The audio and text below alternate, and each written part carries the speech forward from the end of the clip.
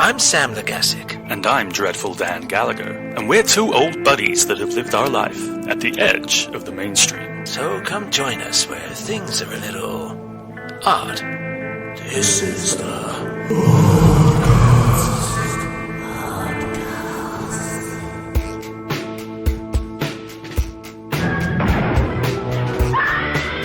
You've got to believe.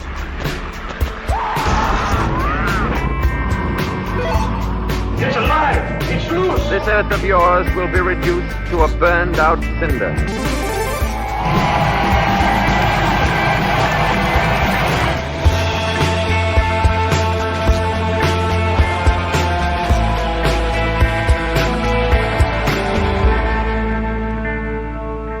Hi everybody, welcome to Oddcast, movies, music and gaming. And today I'm here with Dan, as always. Hello Dan. Hey, how's it going? Yes, very well, thank you. And what have you been up to? How you been? No, what have you been up to? What have I been up to? I have been watching the Amazon Prime series, The Boys. Have you watched any of that? Have I talked about this last time? I can't remember. You were chatting about this last week. It's the superhero thing, isn't it? Superhero thing. Yeah, it was good. That's it. Haven't watched anything else. You did watch a lot the week before, though, to be fair. You needed a week off. Yeah, I did, just to chill. I was talking to you about, off podcast, about a musician called Eliza Douglas, which I saw at a Burberry fashion show thing. Yeah, old Dougie. And, yeah, ED.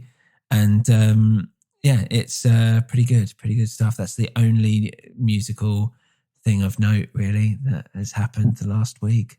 What kind of music is it? It's quite drony, indie, alternative rock.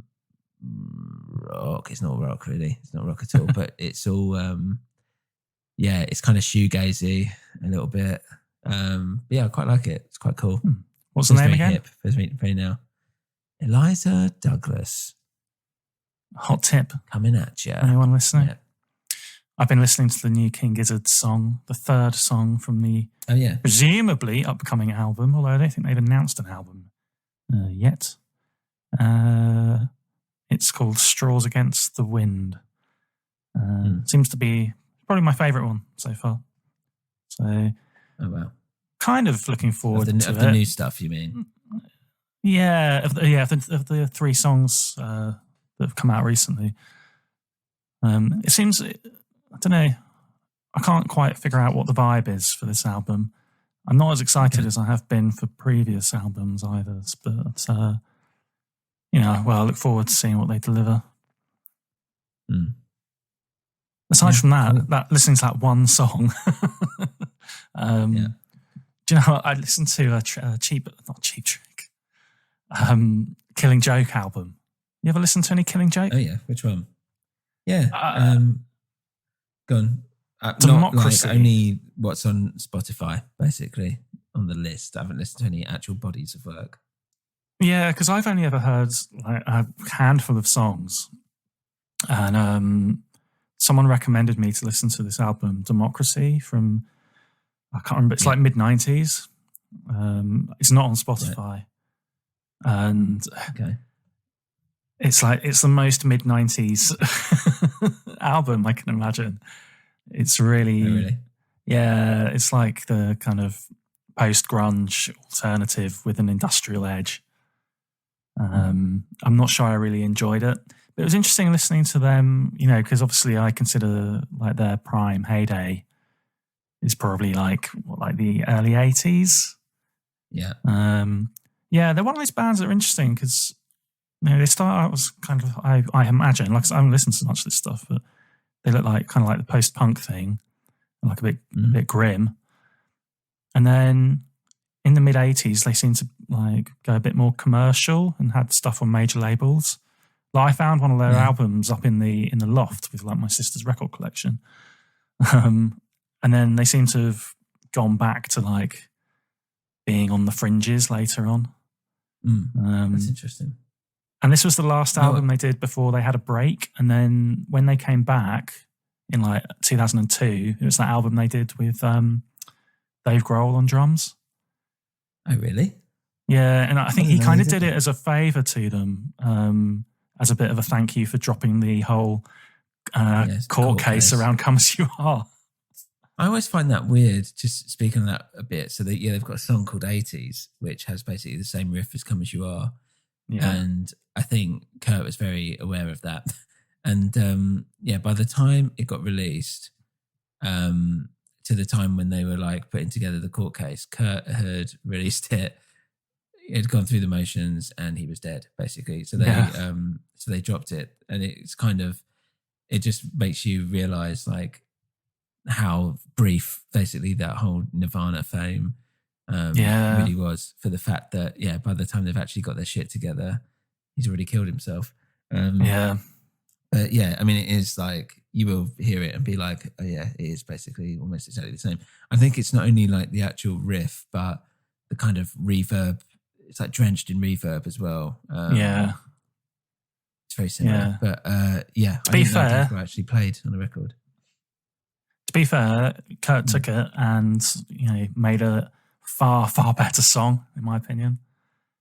I mean, it is a better song, but I still really like 80s. I still think it's a good song. No, I enjoy it, but I think Come As You Are is just a lot better. Yeah, better. Anyway, we're not talking about music today, are we? What are we doing? Well, we are in a way, Dan, because today we are going to be talking about the game Rez.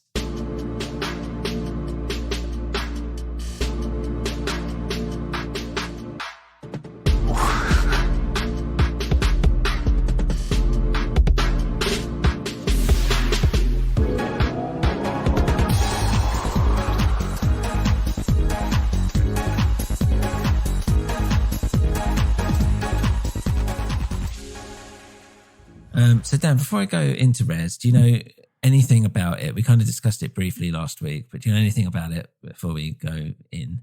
I've done a little bit of reading around it, and I watched the walkthrough video.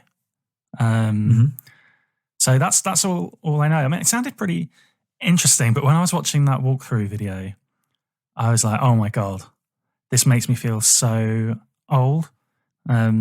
Not because I was recognizing it and getting like nostalgia or anything. I was just like, there's just so much going on, and like, I've got like shapes and colors just flying at me, and dance music and things pulsing and colors and shapes, and I just want it to stop. It is, there's a lot happening. So for people that don't know, basically it's a game that it's basically set in like this computer world, a bit like Tron and all this stuff. And that's part of the reason why it got the name Rez, actually, was because of being derezed or whatever in Tron. And that he took that as, I want to say like Rezzed in Tron is something like saying resolved or whatever, like, and they turned it into Rezzed, and then he just took Rez and gave it the title for this game. But it's got it's got synergy with music in that it's not just got a soundtrack. You're actually, as you're playing the game, you're creating music with the music, if that makes sense. So every little thing that you do creates a sound. Essentially, you're on what's called like a rail shooter.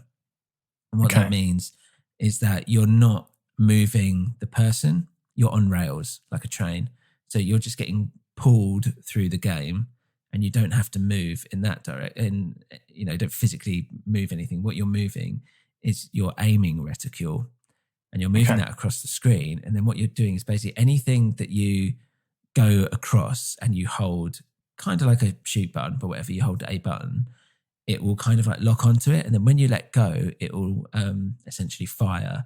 So I think you can hold on to like up to 8 targets, let's say. And then if you hold it up and let it go, it's like a bit of a crescendo. So the more targets you hold on to, like the kind of better noise, the kind of more because you kind of like, you're building up a bit of like a special power called an overdrive as well. And that builds up more, I believe, the like more you're actually locking onto. But obviously it depends kind of what's going on the screen. So that might sound quite complicated, but honestly, it is really not. Essentially, you're just moving this reticule, you're hovering over whatever's coming at you or whatever you've got to kind of shoot down, which is pretty obvious. And and you're kind of shooting it. And then it all kind of does it with the music and with the rhythm. So like that is essentially the entire game, but it's all this like stuff that's going on around you. And it is like you're in this like weird 90s like Lawnmower Man. What they thought of VR and all this stuff. That's why that vibe to it. Why does it? I mean, that's what I thought of initially was Lawnmower Man, which came out in like 1991 or something. 91, 92, yeah. But this is 10 years later. So why does it look so shit? Or was like well, it would have conscious decision? Yeah, well, it's not. You have to think like what was going on. So this was. So I'll kind of go into a little bit into the actual detail of it. So it was developed by a company called United Game Artists, and it was published by Sega for both the Dreamcast and the PlayStation 2. Now, I had it on the PlayStation 2. I didn't have a Dreamcast, but this was one of the, let's say, kind of final games for Dreamcast in a sense of that's why it went cross-platform, because the Dreamcast was basically dead.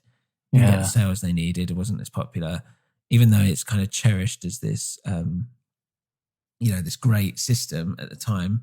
And a lot of people loved it and still do, and that's great. And it was a great console. It just unfortunately didn't get the numbers, and that's why Sega, all the games they started making for Dreamcast, they were like, well, we're going to have to do it across other platforms because basically it's not working for Dreamcast.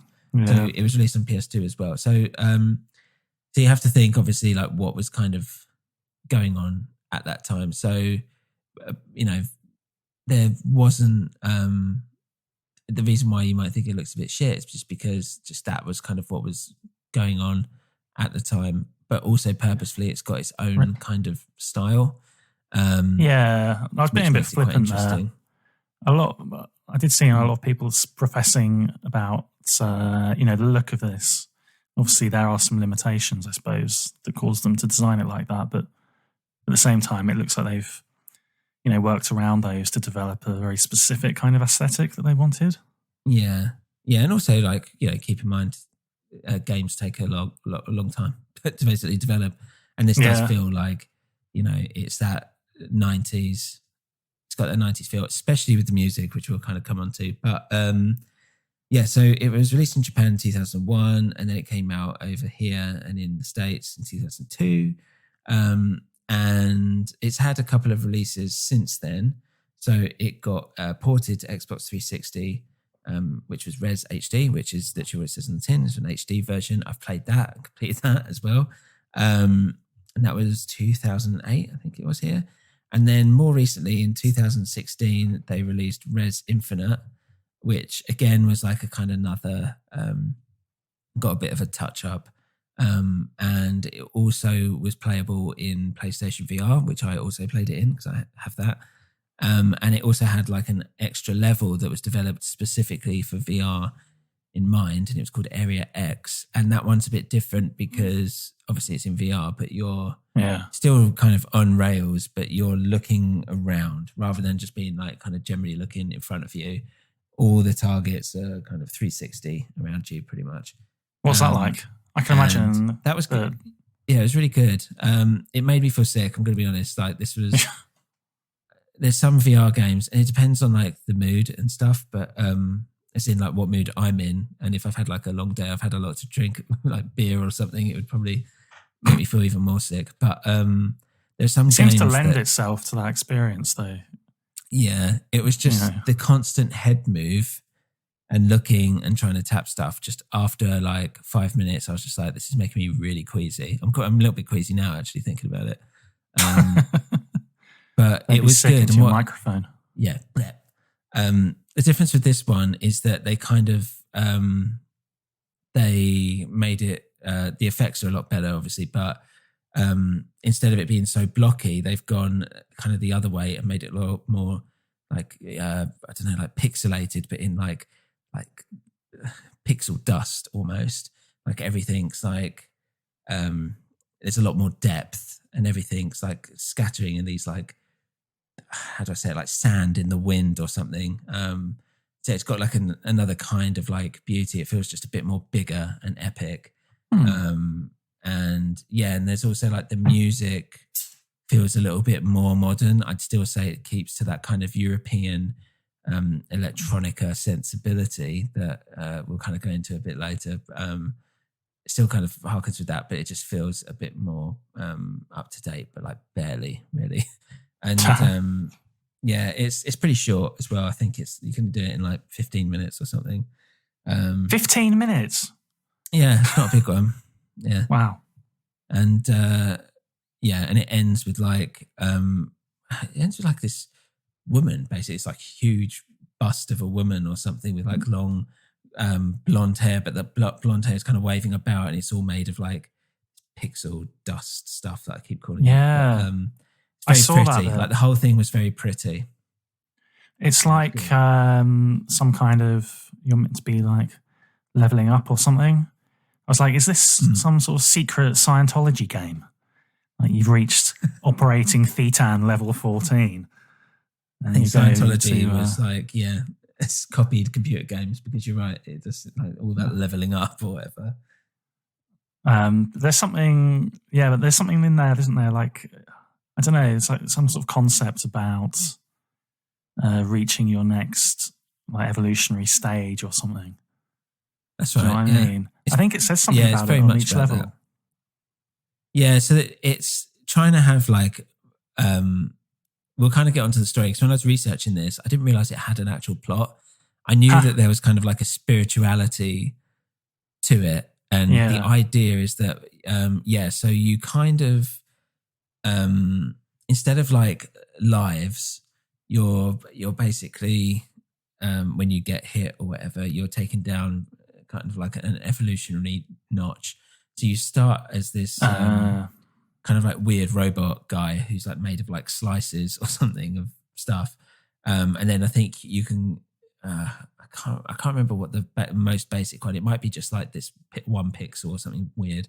But you when it started, you're just like a stick or like a cheese string or something. Yeah, that's right. Yeah, and you kind of get a bit more like flesh on the bones almost, and you become like a Silver Surfer, Buddha, and then like a baby basically or whatever. And you're like kind of turning as if you're turning into like a human. You're becoming more human and more like.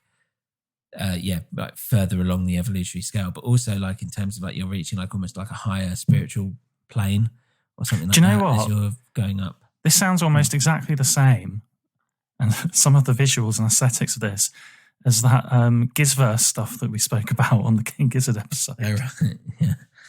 It's like that thing about like the cyborg slowly becoming more human and then reaching like some existential level of evolutionary perfection.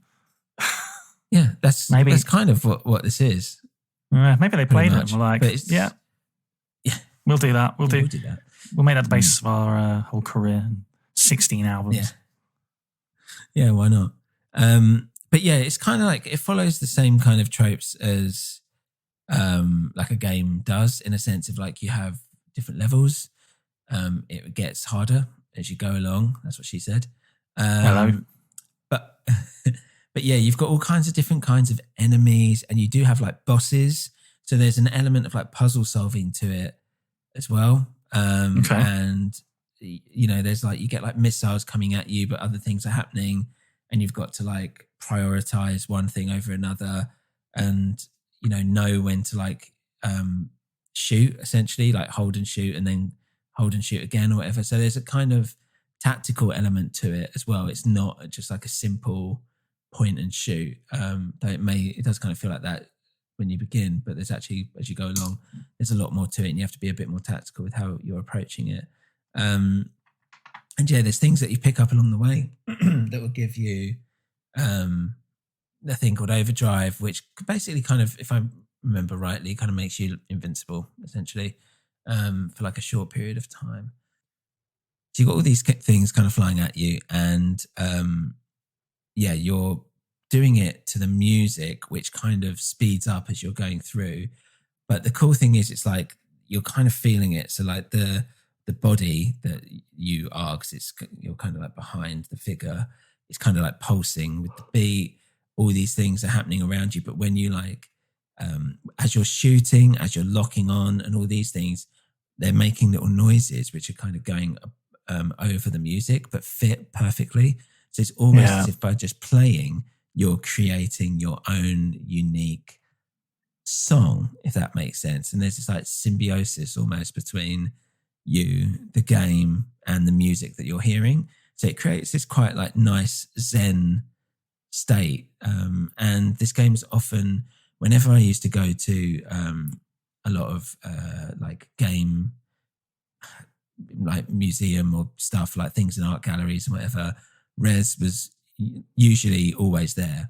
So even though I don't think it sold very well, but it definitely got like a cult following, and it was seen as like it's just seen as like games as art, in a sense of it's still very much a game, but it's more to do with the music. It's pretty simple to play, and it's not like a traditional game, which made it, when it's been developed, very hard to sell, because the guy, I've got his name here, what's it? Tetsuya Mizuguchi, who had done Lumines, which was quite a popular kind of rhythm-esque game. It's very hard for him to get it off the ground because he had trouble describing what he wanted to actually make. Which is it's a hard pitch. Yeah. But it's great, and it all kind of syncs with, you know, what's going on. It was originally, as we said, kind of for Dreamcast. The vibration of the controller was part of it as well, trying to, you know, kind of pull you in as a user. And it had all these like cryptic messages in it, so you're not really sure what's kind of going on, and it doesn't really matter. But the idea is it's that thing of like life and technology and like living things or whatever. And I quite like all that stuff anyway, if you know what I mean, like the kind of parallels between, you know, electronic life and natural life or whatever, biological life. It's a bit Philip K. Dick. Yeah, it is. Very, very much so. People still think of it as like, some people think it's like the Dreamcast's best title, basically. And I can kind of see that because it was very pretty at the time. And it was just generally like a cool game. Were there any other games doing anything similar in regards to that whole, you know, it's not just about the completing the levels, and it's about the experience that you're having, and that's fun and pleasurable. There had been like other kind of rhythm-based games, but this was like the first one that felt more like an experience than a game, if that makes sense. And that hadn't really been done before. Like the rest of it, there had been like rhythm-based stuff, or like puzzle games which were set to a rhythm or something like that, like Lumines a little bit. And but this was like a showcase piece almost, and because it was short as well. Keep in mind, like you do the whole thing in like an hour or whatever, an hour and a bit, and you know, it's enough. I think if you did any more than that, it's like 5 levels or something, and if Res Infinite, it's like a 6th level, whatever it is. That's enough. Like you don't need to do more than that. It's enough for you to have your feel, and it kind of like, you know, checks out at the right time. It almost sounds like a kind of like a de-stressing kind of thing rather than a game. You know, you put it on like a piece of music, and you sit there and you just let yourself just kind of get engaged and drawn in and chill out and drift your way through. Yeah, nice. It's very satisfying because obviously it's kind of like with the beats and everything just being released, being like triggered basically in sync with the music and stuff. You're in this kind of like rhythm with it, and it's all very satisfying. And you're manipulating. But exactly, and you're the one doing it. So there is a story about this, and I'm just going to read it out what I've got here. It's off Wikipedia basically, but In the future, amid a rising population and an overflowing amount of information corrupting cyberspace, a new network dubbed K-Project is created to manage the data. At the heart of K-Project is an artificial intelligence called Eden. Overwhelmed by the ever-increasing flow of information, Eden begins doubting its purpose and existence, withdrawing into sleep at the heart of cyberspace when finally confronted with humanity's clashing nature and actions in the real world. The player, a hacker, dives into cyberspace and fights off viruses and infected firewalls to find and wake Eden.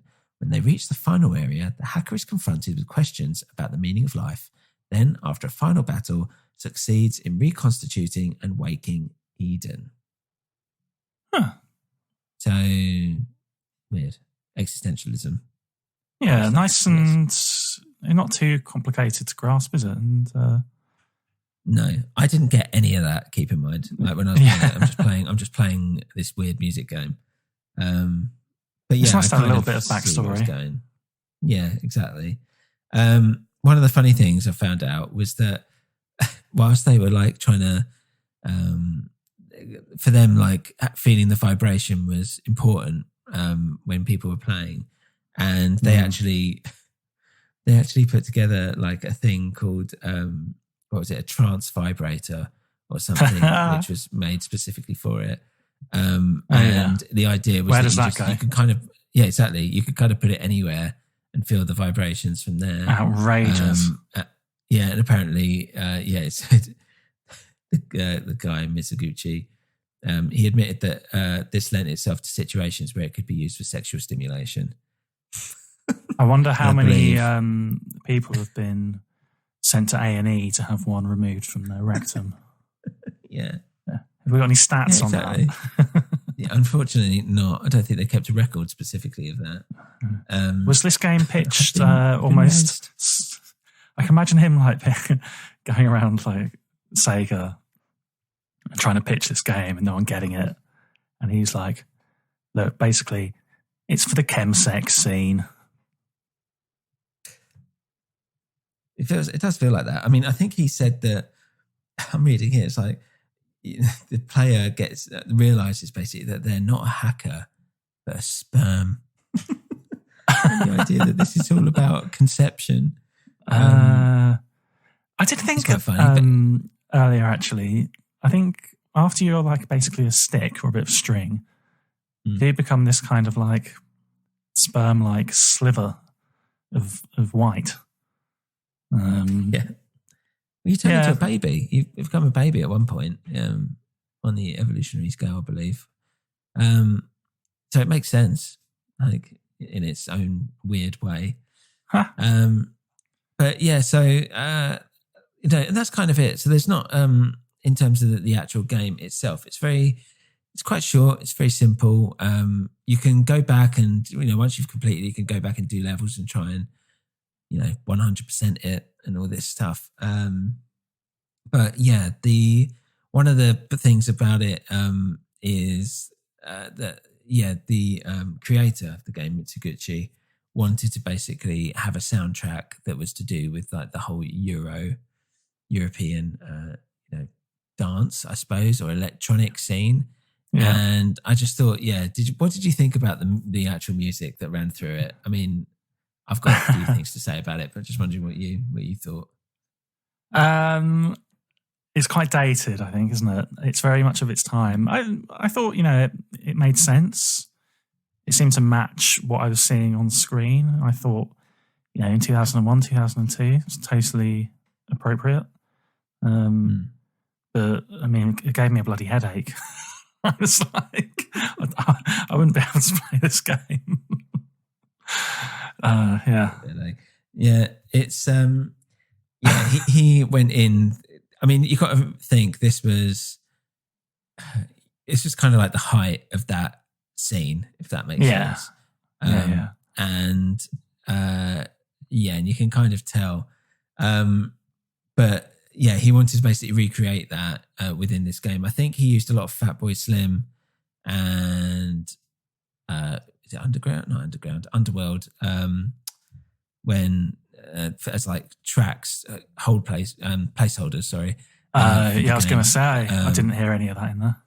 No, so that would have been he good. ended up using a bunch of different stuff. Yeah. But yeah, I was half expecting like it. I was half expecting I'm blue Yeah, it's marginally, fortunately, a bit more cooler than that.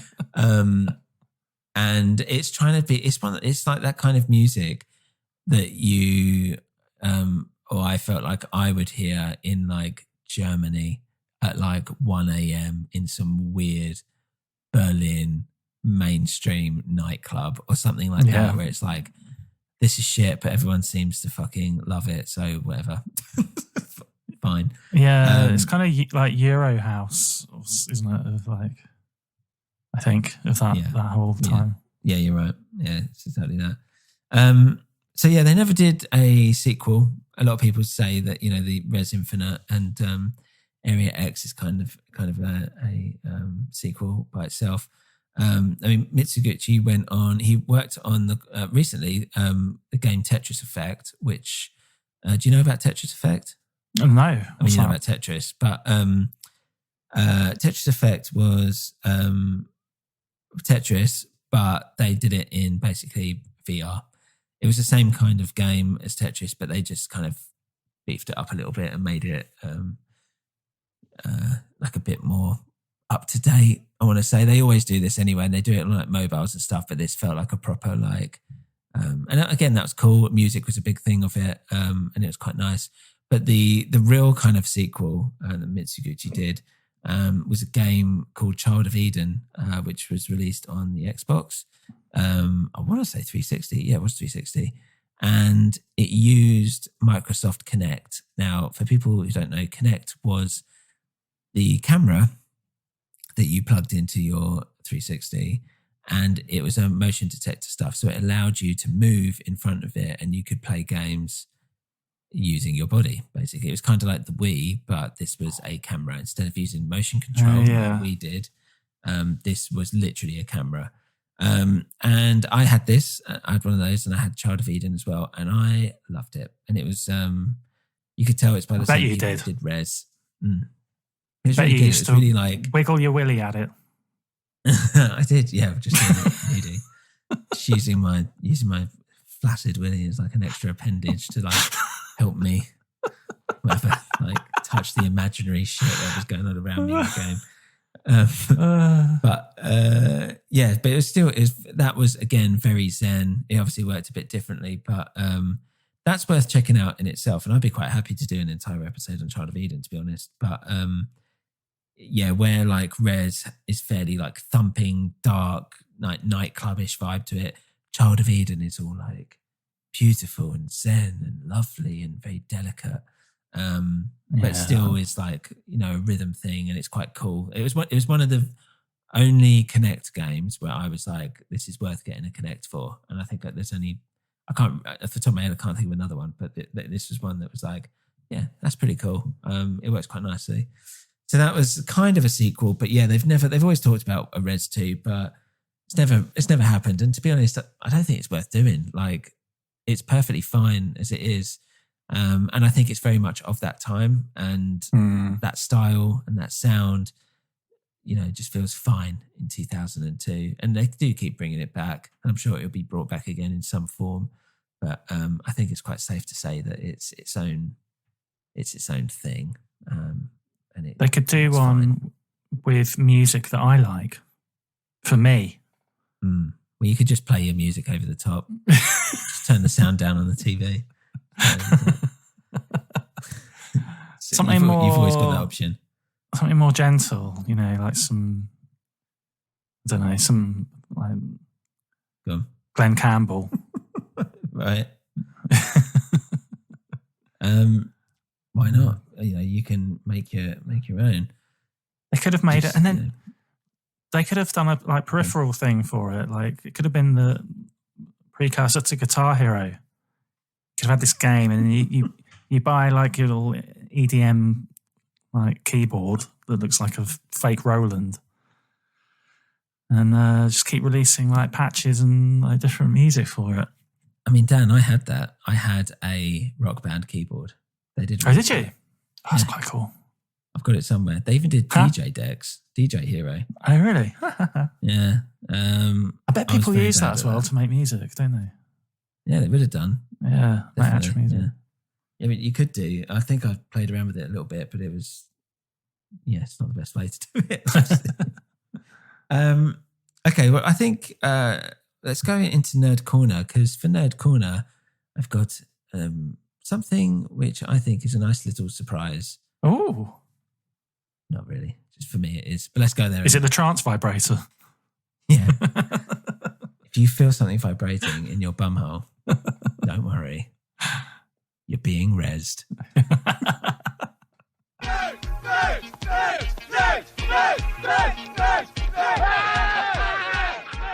Welcome to Nerd Corner. So, Dan, for Nerd Corner, I went and checked out the soundtrack.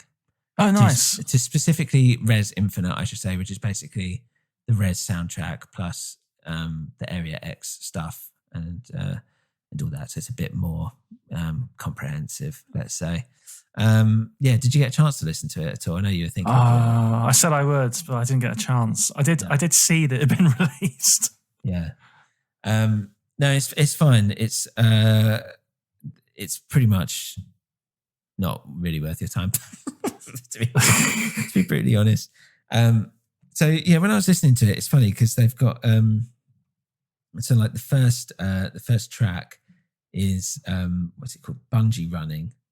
Okay, good title. No, not bungee, Buggy Running, and not as good. It's just immediately like when I was listening to it, I was just thinking, this is so 90s, so typical. Do you remember like it's just so many films coming out at that time, but like Hackers being one. It was that kind of music, and you've got like that, you've got those like claps on the snare or whatever, and like those beats, like early Prodigy kind of stuff, where everyone just kind of seemed to have like the same kind of sample tracks, and were had like the same building blocks for like all these different songs. They just sound so samey. And it feels like there was like, I remember there was some like a lot of software and all this stuff where they just gave you like a whole bunch of loops, like for stock. And it's like, build your own music using these stock loops. And it feels very much like that. But I thought, for the sake of having a listen, let's check out Buggy Running, the first song. So we've got something to compare it to. Cool. This is Buggy Running, which is from Area 01.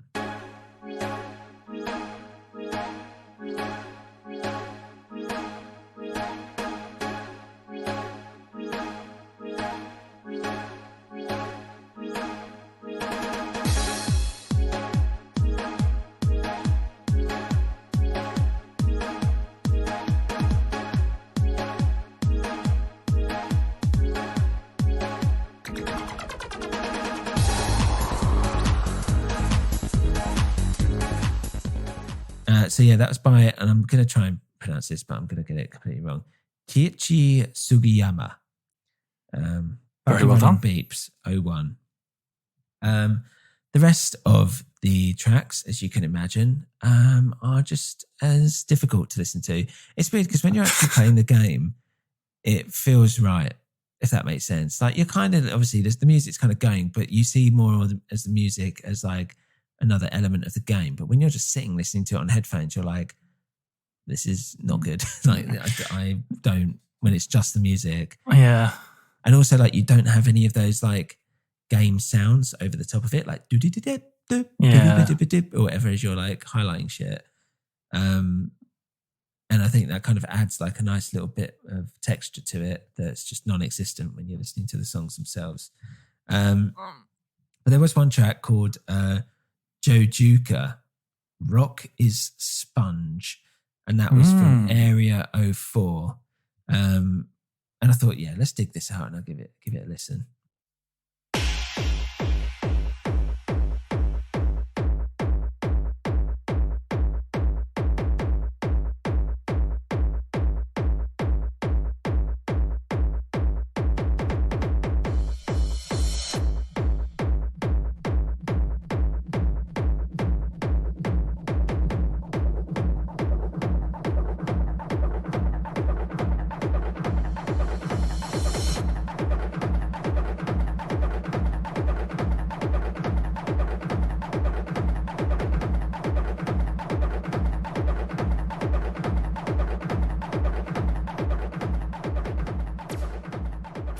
So Joe Duca, Rocky Sponge. I have to say, out of the original lineup of tracks, this one is actually my favourite.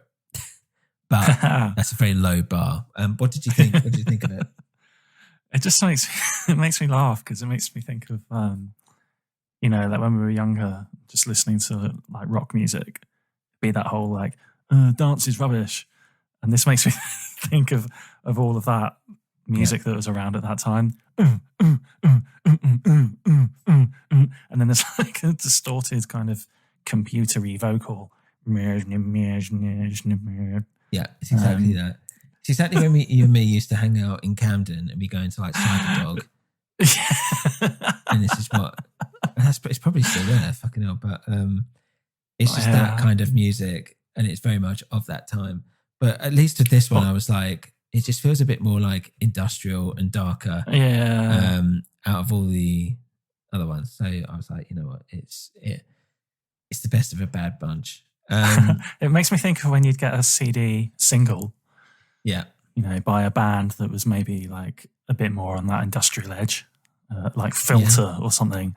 And there'd be like random DJ remix, and it would sound like that. You'd be like, what the hell have they done to it? Yeah, like all they done is just put a fucking beat behind it and nothing else. Stripped away all the guitar.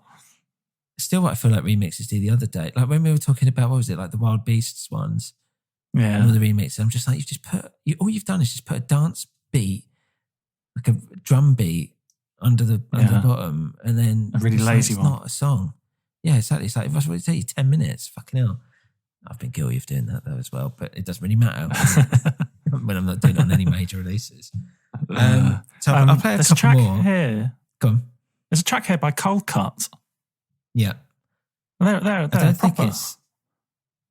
Yeah, I don't think it is the Cold Cut. Oh. I mean, it might be. I don't know.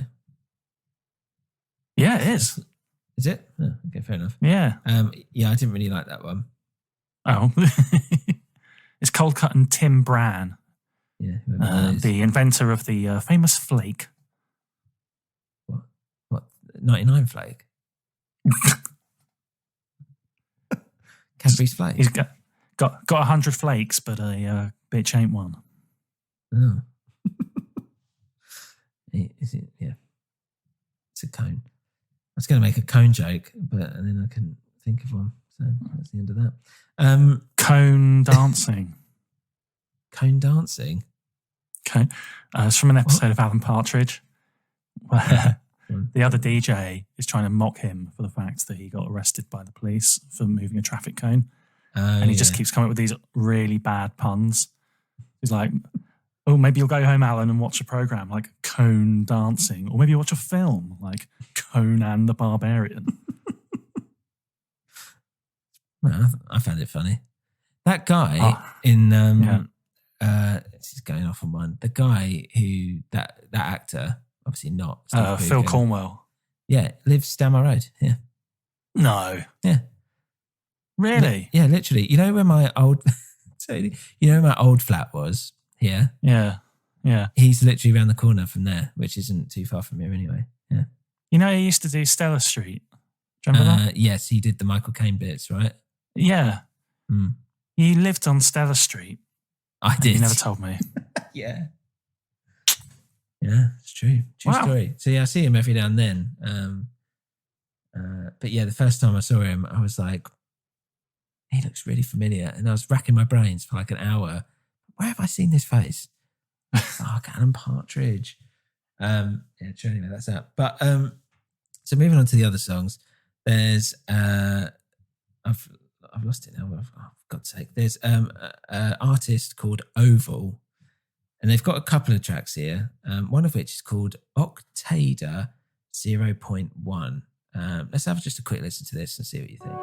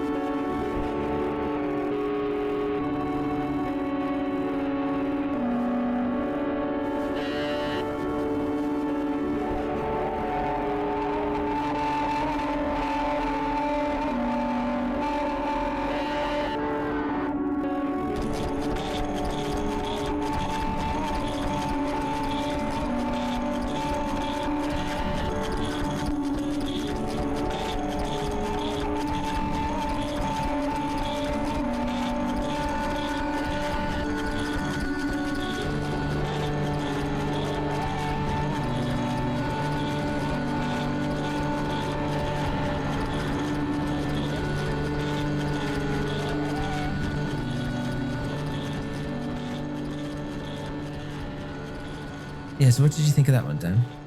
Yeah, much more into that, actually. I would have hated that in 2001. But I quite liked that. Nice sort of like ambient.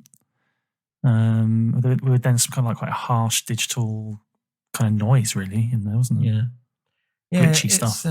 Yeah, exactly. They've got another one on here called P Project. It's in not wee wee, what it might be. Just the letter P and dash project. But it reminded me of like a noisy Sigur Rós or something. Like these nice, soothing, cool tones behind it. It's a bit dreamy, but then it's just got this like, as you said, this messy, glitchy kind of noise above it as well. It reminds me of like 65 Days of Static or Album Leaf, just that kind of vibe, which I quite liked. I really liked it. It's kind of veering into the kind of like electronic, harsh digital noise of like White House or Merzbow, if you're into that kind of extremes, which I'm not really. But this is a little bit more prettier. Yeah, it was a little bit prettier. And then they've got a whole bunch of tracks basically by an artist called Hydelic, which was a lot of the Area X stuff, which was the VR stuff, basically the stuff made for Res Infinite. I still think it's very European, to be honest. I don't think it's particularly great.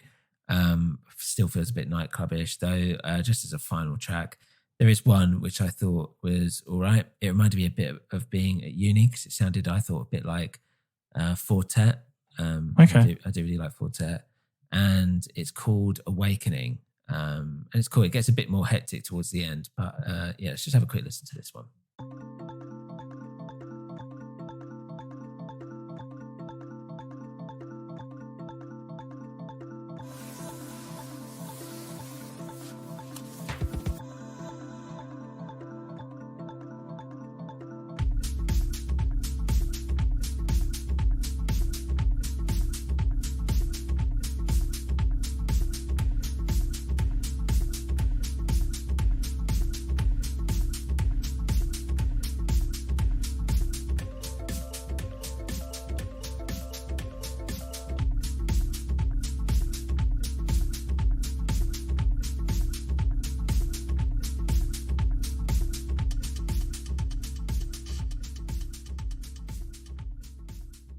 So what did you think of Awakening by Hydelic?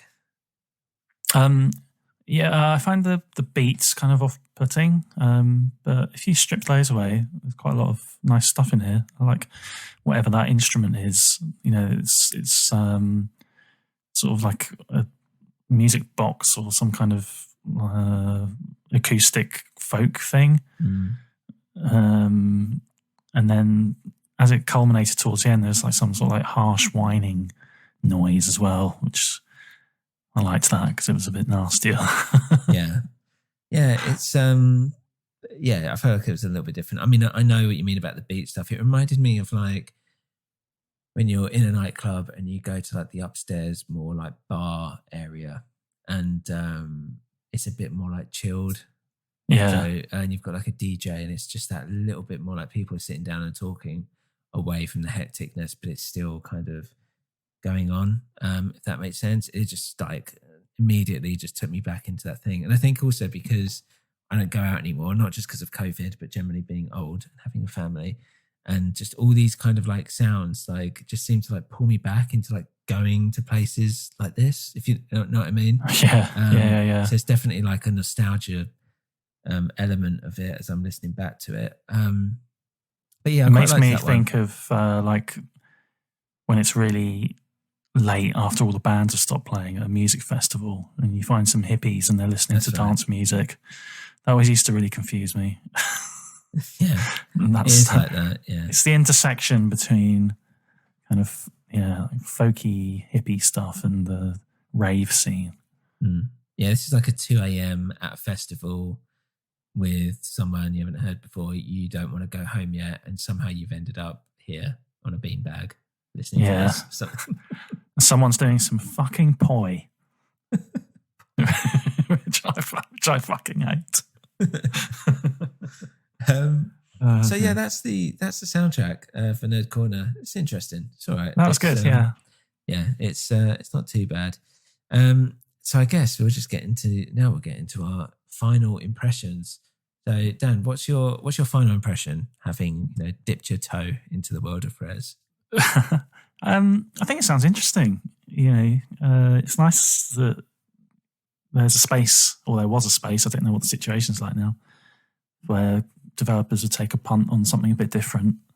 And I like the idea of a game like this that's not so driven to kind of make you stressed, basically. It's too ultra competitive. It just sounds like something you can plug in and have a nice experience. No, I agree. Well, do you want to set me a task for my final impression? Yeah, can you deliver your final impression as if you were a second state, sort of sperm-like creature in the game? What are you talking about? In a penis in life? Yeah. Actually, I'm going to give you a choice. You can do that. Yeah. That whatever that thing is in the game. Yeah. Or you can do it as if your trance vibrator is going off in your back passage. Fucking hell. I'm not doing the second one. There's going to be got kids upstairs. God's sake. They're going to think. No, it's the other thing. It's the fucking weird stick man, or whatever the fuck he is. Little spermy thing. What's it, sperm? Okay, right. I know kind of what you're saying. Stringy, spermy. Stringy, cheese string sperm. Digital cheese string sperm face. Got to try saying that fast. As I am going through this cybernetic universe, I can't help but think, why am I here? What is love? And why am I in this Dutch disco from 1992? What are these flashing lights? All I did was take a pill, and now I am stuck in this hell. And there are things flying at me that I can only defeat with the power of music. However, I am having a thoroughly good time, and I can't wait to meet the singularity.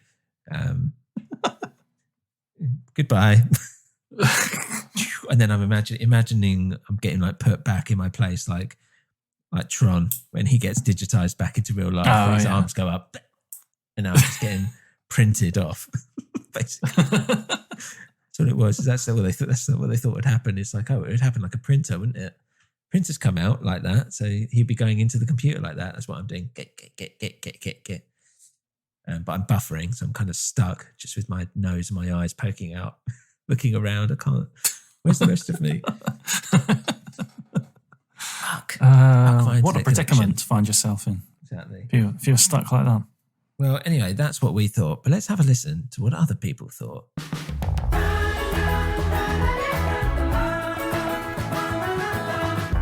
I hate it. Dan, have you got some reviews for us? Reviews. Yeah, some of the reviews I read, well, actually almost all of them said, this won't be for everyone. And, it's a bit of a Marmite game, which if you're not British, kind of means you either love it or you hate it. So I thought I'd find some really, divisive opinions online. But I couldn't.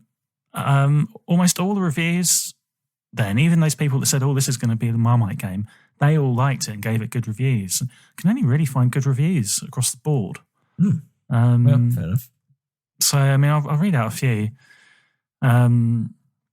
This one's a chap called Jeff Gertzman, who writes for GameSpot. I was going to say, he's quite a famous games reviewer. Let's hear what he had to say. He said, on paper, UGA's music shooter may sound a little dull, but it's one of those games that simply must be seen, and in this case, heard to be fully understood.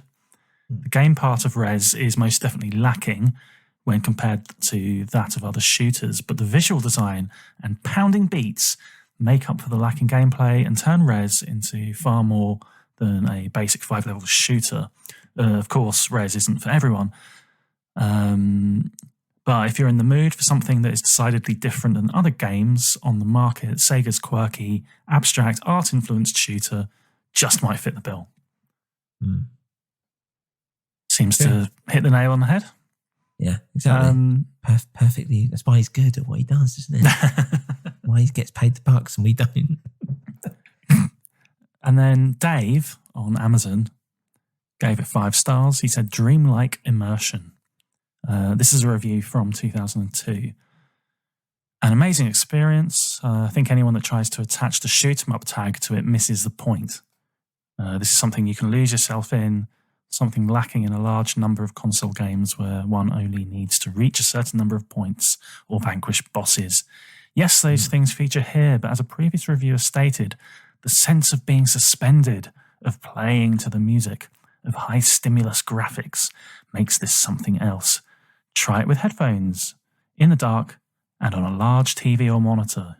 You'll love it. Yeah, that's true. I think doing it on headphones would actually be pretty sweet. I did it VR and headphones. Yeah, but yeah, I think that's a good way to do it. With a fat doobie. Yeah, I think there's definitely an element here where people would get stoned and play this game. I specifically it's not going to help you playing though. I'll tell you that. I specifically went looking then for like bad reviews, and I ended up on this website called Glassdoor, and it summed up the pros as being that free lunch is available sometimes. The cons are that upper management is sexist against females, and that we're very stressed in the office. And often asked to stay extra late to crunch for an ambiguous milestone with an unreasonable deadline. And then like I realised every game.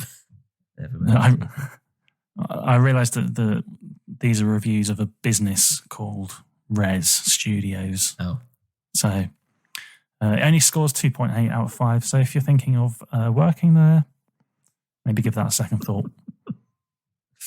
Yeah. Yeah, it's funny you didn't find any bad reviews. I thought some people would be like, oh, a bit shit, whatever. I know. Why does everyone fucking think it's so great? Maybe they existed at the time, but they've been purged from the internet. Yeah, exactly. Oh well, never mind. Yeah, but those are pretty now on the head reviews there. Yeah, cool. Okay, Yeah. Well, that's it for Rez basically. Should we see what we're going to do next week? It's a movie next week. Yeah, a movie. Yep, let's do it. Cool. Let's go onto the randomizer. I'm going to press the button. 3, 2, 1. And come on. Oh, I'm not doing that. I know, we have to go with whatever it is, but I've put in Human Centipede 2 and it's just too soon. Yeah, too soon. It's too soon for Human Centipede 1. I'm not doing the second one. Press it again. Okay. If we can get hold of it, because it's quite hard to get hold of now, but I'll be up for doing this. Itchy the Killer. Have you seen this? A long time ago. Basically, this is put on the list. I can't remember it. I haven't seen it in ages and I really wanted to see it again. And all I Fair remember enough. is the opening scene where the titles are made out of semen. And I was like, it's basically all I remember about it. And the guy with blonde hair. Lovely. I can picture the cover of the DVD case, and that's more memorable to me than the film. Although it was a long time since I saw it. So. Yeah, fair enough. Okay, well, let's see if we can get hold of it anyway, because I've had it on DVD, but it's Region 1, and God knows. So if we can get it, we'll watch it and let you know how it goes. If not, tough, we'll pick something else. Thanks, guys. Adios. See ya. Thanks for joining us on the Oddcast, guys. We're part of a New Winter group, so head on over to anewwinter.com to check out our other shows. Go to patreon.com/anewwinter to support the network. You can email us at oddcastoddballs@gmail.com and follow this and our other shows on Twitter and Instagram at A New Winter. So, see you next time on The Oddcast.